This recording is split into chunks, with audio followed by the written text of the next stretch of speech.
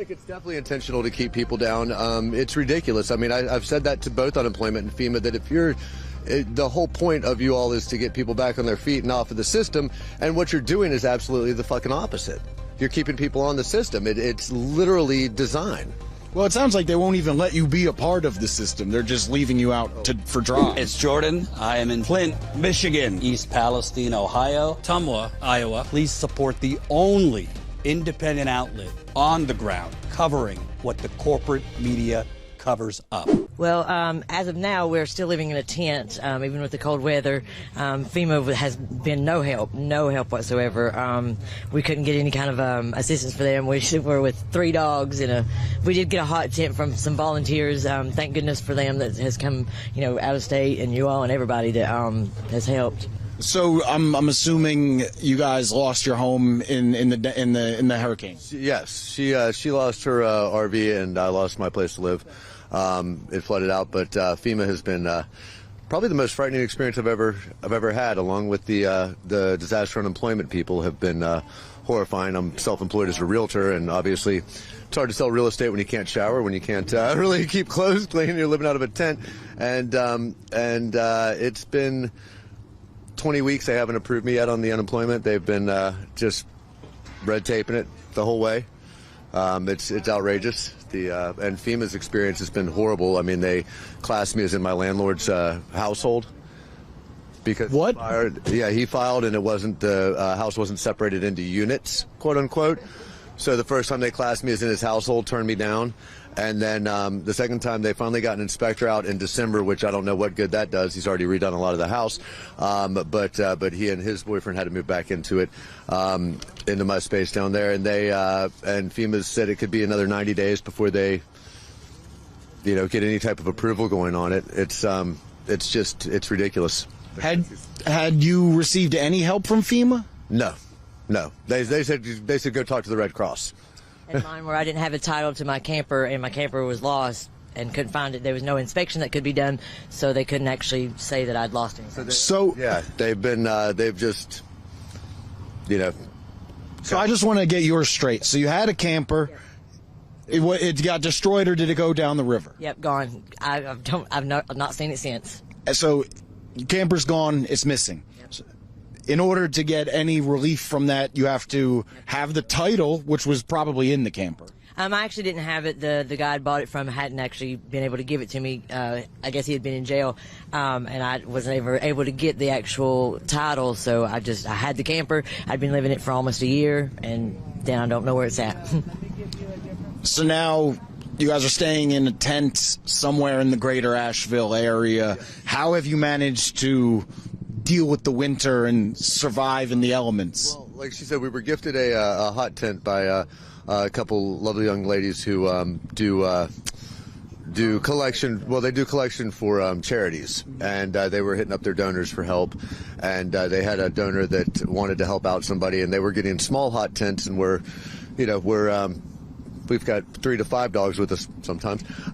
So a small one wasn't really working, and they had a donor call in that wanted to help somebody out specifically, and they sent us a 16-foot white duck hot tent and a wood stove. And we had the wood stove, so we've been able to have the warmth, but it's a lot of work to get all that wood every day, and we've had to walk through woods. And yeah, it's been definitely a rough and unique experience. If it wasn't for the people of Western North Carolina and the donations, and the churches, it wouldn't have been doable. So you've had no interaction or help from any governmental body? Nope. It's been red tape left and right. And by the time FEMA said, "We'll contact Red Cross," I mean, I'm not used to needing help in this world. He's the one that's being the one that's trying to give donations. And they said contact Red Cross. And by the time I did, Red Cross could only do a visual inspection of the outside, and they didn't do anything either. So it was just kind of SOL. And I mean, unemployment actually said contact the United Way, and I'm like, are you absolutely fucking with me right now? Because you can curse, it's the internet. Okay, yeah. I mean, are you fucking with me right now? I mean, I understand I'm self-employed right now in life and have been for 5 years, but for 9 years I paid into the unemployment taxes in Asheville, North Carolina, working in restaurants. It should be no question. I've never needed unemployment in my life. It should be zero question to approve me. Yeah. And it's just, they're just, oh, well, it's with an auditor and we'll see. And it's like, guys, this is ridiculous. The federal government approved, if nothing else, $150 a week additional for unemployment. Like, you should have, there's no qualification I don't miss to get it, and you haven't approved me yet. And so much of the time that he spent just on the phone with him, he spent hours and hours on the phone with him for them just to turn him down over and over and then try to redo it, and nothing comes of it. I was on a river. We knew both of our places would probably get some water, so we had gone to a friend's house to stay, and he, we stayed in a third-story apartment in a brick building, and he filed with FEMA the next day, and he got a three-month hotel voucher and money for his TV that didn't get damaged, and then we had another friend who filed immediately, and he got $750 immediately, and both of our friends are POC, and it was just kind of, and I said to FEMA, I said to the woman at FEMA on the phone, I said, did I say I was the wrong color or something? And she said that would only be funny if so many people hadn't asked. Yeah. They said they're having a problem with that, with people asking if they're going racially by the FEMA help. Yeah. Well, if it gives you any solace, I've been on a 6-day reporting tour all across the place, and I haven't heard anyone say that they're pleased with FEMA. FEMA's been, I don't understand what their point is. I literally asked the woman, I said, what is it you all do? I said, if you can give me a hotel room for 2 weeks, I can get a job waiting tables, I can be back on my feet, I don't need your help. They stay here with washer and dryers, but no actual help for anybody. Have you been rejected for the hotel temporary stay? Yeah. Yeah, they did, because they turned me down on the first time. They said, well, you might qualify for rental assistance. And I'm like, on what? Rental assistance on what? What are you going to rental assist me with? They said it was because we applied for all the assistance. That is why we didn't get the actual hotel voucher in the beginning. So if we'd have just applied for the hotel voucher, we would have got the hotel voucher. But they're the ones that helped us fill everything out and said that's what we needed to fill out. Everything's sitting there with them, and they told us what to fill out and what to... and then they literally turned us down because, mine was, well, it's one household. And I said, well, that's ironic. The IRS considers a household every person that pays taxes. So if me and 4 friends live in a house, we're 4 households because we all pay taxes. How do you have a different definition of household? So were you a renter? Yes, I was a renter, and it was, my landlord's mother and sister lived upstairs. I lived downstairs. Mm-hmm. And it was just one, it was all-inclusive rent. Yeah. And because I didn't have any bills in my name or anything like that, I've submitted my bank statements, everything like that to them, and nothing. Could you give us the perspective of renters? Because we've heard that renters were the hardest to get people, just any help to renters because of the red tape surrounding that. Yeah, and it's a screwed system when you consider that they're all in the household of the landlord because they filed on the house for damages. Where we're filing for a place to live and for our, I lost my MacBook. I lost pretty much everything. My printer, everything's gone. Like, there's no inspection. There was nothing left to inspect, so there was no reason for them to come out, but they were determined to do that, even though it just wasted time and didn't do anything. Yeah, so they're working with they turned down the homeowner also, the landlord. They turned him down. He's in an appeal with them. You guys came all the way from Arizona to do this work. What has inspired you to be here and not only stay here? The people need help. The people are struggling immensely. A lot of, channels, they're not airing anything. So people think that this is over. This has just begun for these people. It's going to be cold and it's going to be freezing temperatures. A lot of people have lost everything that they own. It's just a humbling experience to be here, and we wouldn't be anywhere else. We would hope that somebody would do this for us, and we know that Western North Carolinians would.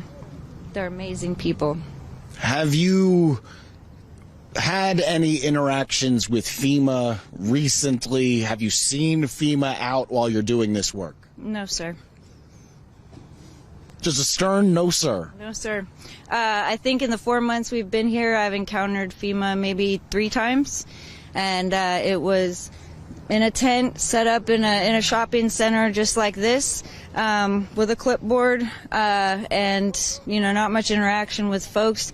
And that's just my personal experience. You're absolutely right. It seems like, folks are moving, ahead of the horse for now. And there's still so many people that don't have the basic needs like pots and pans, like, pillows and blankets. And we've seen that a lot of organizations are kind of switching their game plan and closing their warehouses. It's unfortunate. Yeah, the homeless population in Asheville is something we've heard a lot about, that they seem to be just wiped off the map. Yeah, and when you don't have any paperwork, when all your prized possessions, your driver's license, your social security cards, everything that you have washed down the river, it's hard to know that that some folks are out there. Yeah, do you think? I feel like it's definitely intentional to keep people down. It's ridiculous. I mean, I've said that to both unemployment and FEMA, that if you're the whole point of you all is to get people back on their feet and off of the system, and what you're doing is absolutely the fucking opposite. You're keeping people on the system. It's literally design.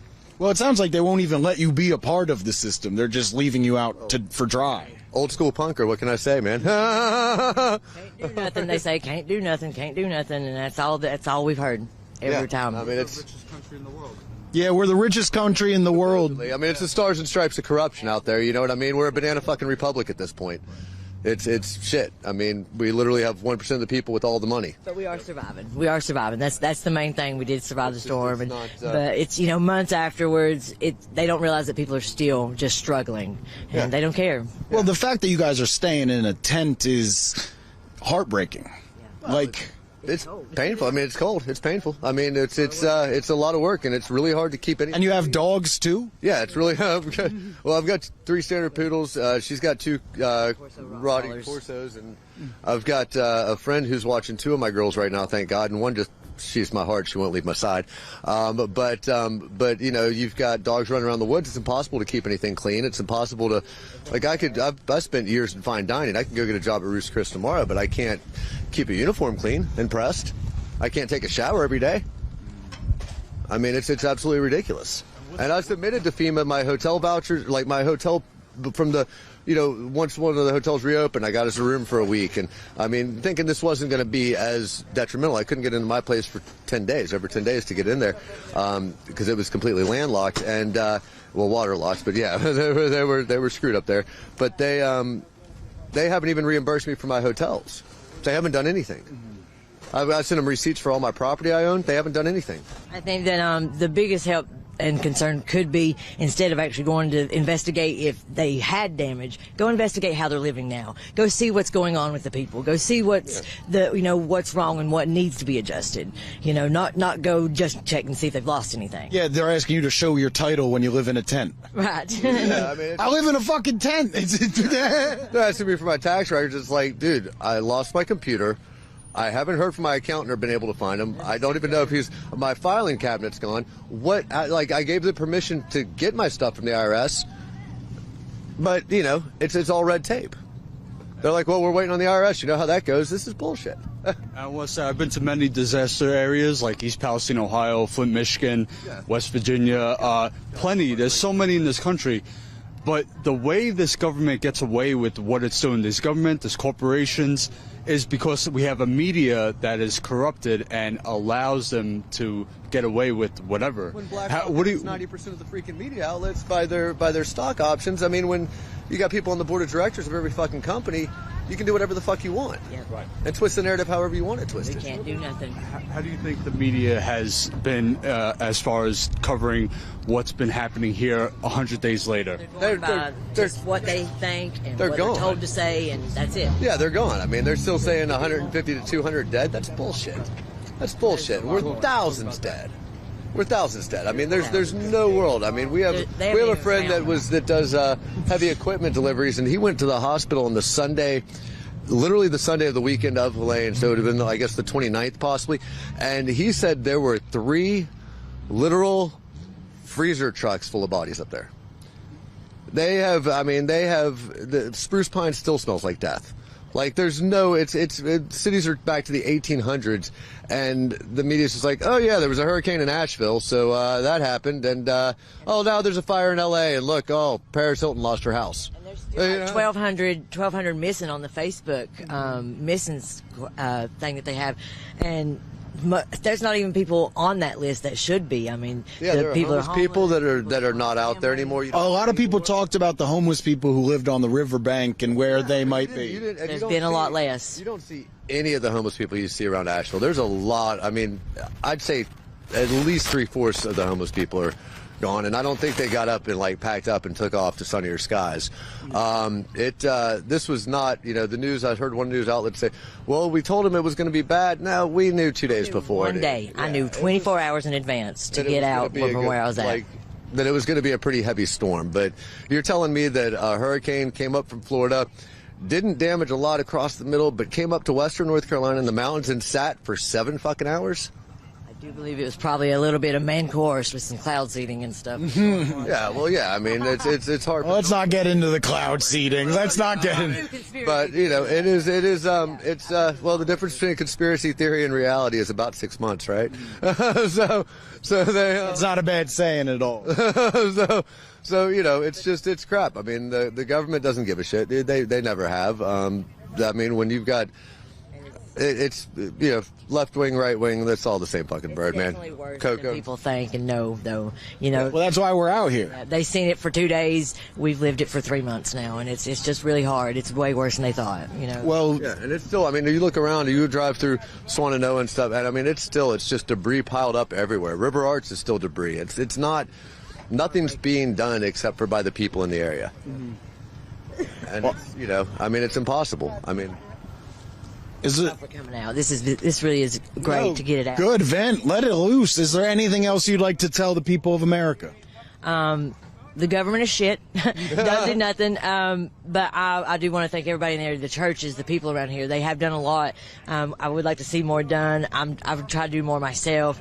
But the tent living is hard when we really thought we was going to get some sort of assistance in the disaster and did not. Yeah, I mean, the tents that they gave us initially were summer tents, were like fully vented summer tents. It's just been outrageous. Yeah, I mean, they were trying. It's just been, if it wasn't for, friends and family and people like that helping out, I mean, I don't know how we would have made it all the way through. And the donations and things have been huge. But, I mean, my buddy's boss gave me a pop-up camper, and I can't even afford to get it into a spot to park it. So there's no real reason, it's amazing to me how it's disheartening how much the government is able to just turn a blind eye and not give a shit. And just like with Flint, Michigan, I mean, they switched Ford back immediately. They fucking knew. They knew. There was no question. And it's $55 million to fix that fucking place. Come on. They could have done that in a heartbeat. But they'll send billions overseas. But yeah. That's right. Yeah, That's well, right. then, L.A. or God forbid, a vacation island gets damaged that the stars go to. They'll all contribute money, but nobody gives a fuck when it comes to this country. They don't give a shit. A couple of the FEMA people say that, they were lower on funds now that they helped, overseas and stuff with the war and all that. But they give them all kinds of stuff, but then let the American people suffer. Like, I don't understand that. And FEMA has what now? The power to declare martial law or some shit? Like, or they can enact FEMA where they can take the properties and stuff? I mean, it's crazy, man. Yeah, they were talking about that with the areas where properties being redesignated as floodplains and essentially taking the property. Yeah. Well, they can do it. I mean, they can literally enact martial law, or they can. I'm blanking on the term, but they can redesignate land. Well, redesignate land, but they can. There's a term for it where the government come in and buy it at the price of 5 years ago. Oh, it's killing me. It's right on the tip of my tongue. If you got it in the comments, tell John. He'll let me know. Yeah, but no, it's just outrageous that they're doing this. I mean, and it's nothing but a land grab. I mean, look at 2020 and BlackRock buying like 60% of the fucking houses in America and artificially driving the prices up by being able to just bid cash at a higher price on them.